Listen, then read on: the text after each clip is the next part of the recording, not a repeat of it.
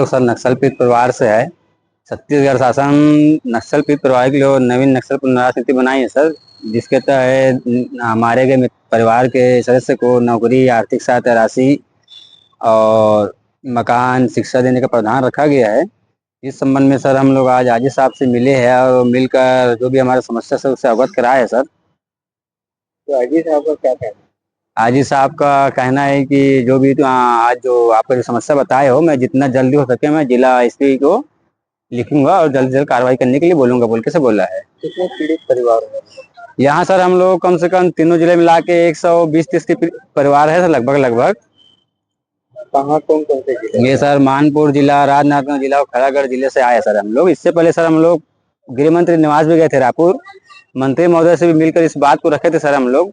मंत्री महोदय बोले थे कि मैं 4 दिन के अंदर जो भी है समस्या का समाधान करवा के जिला स्तर में कागज भेज दूंगा, ऐसा बोला था सर। लेकिन आज 15-20 दिन हो गए सर, हमारा समस्या का समाधान गृह मंत्री महोदय भी नहीं कर पाए अभी तक के।